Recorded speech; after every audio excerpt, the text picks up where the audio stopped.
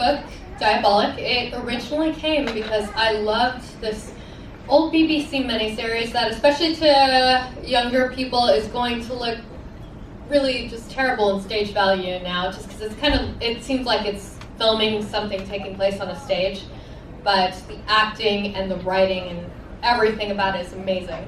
And it was called I, Claudius. And I remember I, Claudius. Yes. Focuses upon the early Roman emperors, the crazy ones like Caligula and Tiberius. And I wanted to write sort of a YA take on I, Claudius. But the problem was I'd written Insignia about a boy character. I'd written 3 books about this boy, and I was like, I need to write a girl. So I sort of had this other single page about Nemesis, this girl who was kind of very cold and ruthless. And I was like, wow, she's so interesting, but I didn't know how to fit her into any of the other ideas I had. And then suddenly I was like, I know, I'll make this I, Claudius plotline in space, but secondary to this whole plotline. And then, as soon as I came up with that, the story was born. Well, for me, I started my career basically as a musician. And my first album, I wrote this song called Boy Robot. And it was an intro to the album, and it was kind of like a poem.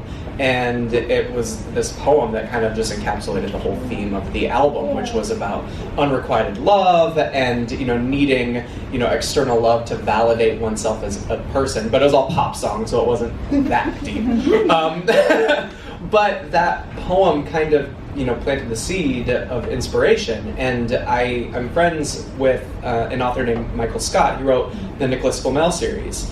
And we were having coffee, and it was the summer that first album came out, and he asked me when I was writing my book.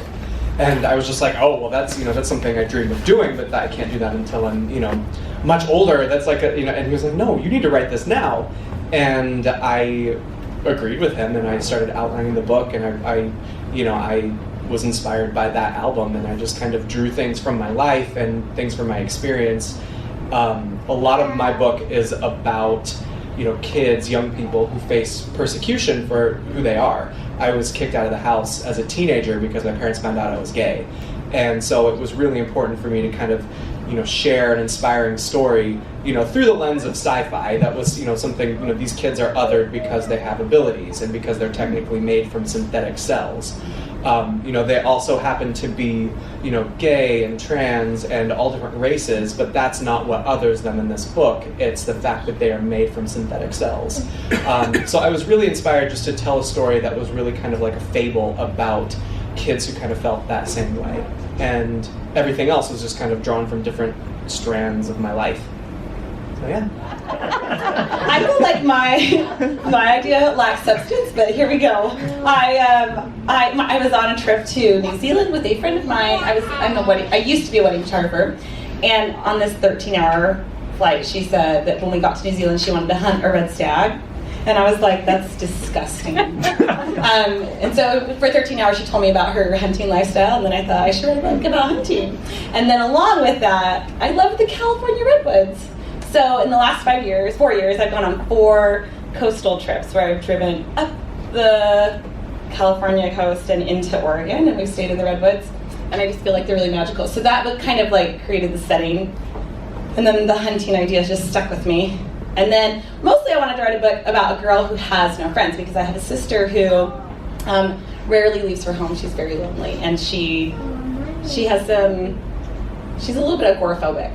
I don't know how I can say that. Well, I just said it. There you go. Anyhow, so I wanted to write a book about a girl who's really lonely and how she overcomes that. And so all merged together. Especially with YA, I think you'll see everything is compared to something else. Like Insignia is apparently Ready Player One, even though I have not read Ready Player One. But I think you can't really, everything's been done before. That's what it ultimately comes down to. So I think really the responsibility is with you to not consciously do anything that someone else has done. I will tell you, I come up with tons of ideas. Tons that I never write. And I always just sort of write them in a notepad, document, save it, one sentence here or there. And I can't tell you how many times. I mean, it's. I started keeping track like maybe a couple of years ago, but I will see this exact premise sell by someone else a couple months later. And you know what? I just think that there's something where people get the same ideas around the same time. Maybe it's something in pop culture or something like that. You can't avoid that. And there's some tropes. I also realized something when I was writing Insignia. I had sort of a villainous character who I sort of was starting to put in sort of the stepfather situation. And I was like, well, wait a minute, that's such a cliche. But then I realized, I was like, you know what, there's some comfort to some extent in there being some familiarity.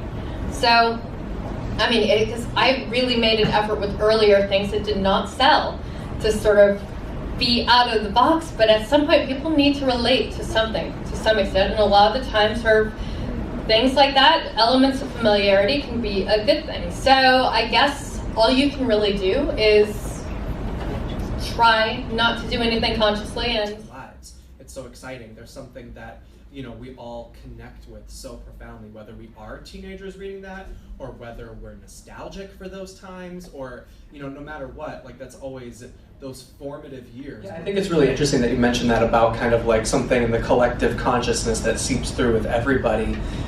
You know, as a songwriter, that's something that has happened so many times, like working with different songwriters and having writing sessions in LA, and you know, you make these songs and then 6 months later, someone's lead single is the same title and the same concept, and you're like, what? And that's such a common thing.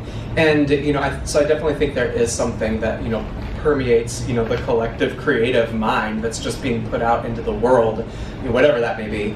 But also too, I think it's, you know, it's another thing for music too. You know, like they say that every song that will be written has already been written, just because limitations of the notes in music and what you can compose a song with. And what the human ear can hear. Yeah, and I think that's really true with stories as well. Like there are a certain number of, you know, archetypal stories that we just tell over and over and over again.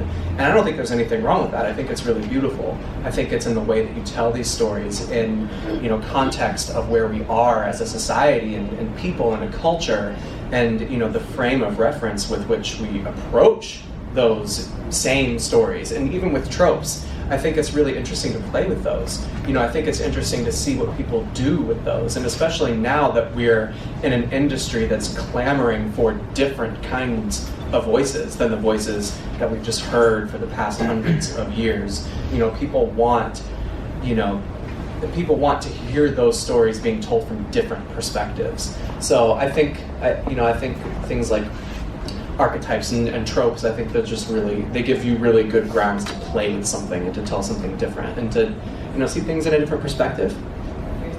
Some people say there's a trope of a love triangle, and then some people don't, and it's really interesting because there's like a fierce debate. Yeah. Some people say, I hate this book because there's a love triangle, and other people are like, I love this book because I thought there was going to be a love triangle, but actually it's not. So I don't actually know what it is. Yeah, people are always very contradictory. Whatever upsets a lot of people is going to be the exact same thing that makes some people love it. So. Right.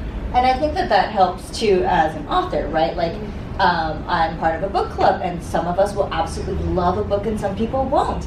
And that just goes to show you can't write for everybody, right? I think, you know, at least for me, like I have found with my book, and this being my first book, I have found it to be so polarizing. Like people have either been obsessed with it or they have hated it. And, you know, for me, like, give me that. Like, love it or hate it. I would just rather, you know, I would rather have that than you feel apathetic about something that I'm creating. And I think that's true. Like, you want people to, like, fiercely love it or to fiercely detest it. Yeah, the worst is like, meh, you know. Yeah, that sucks.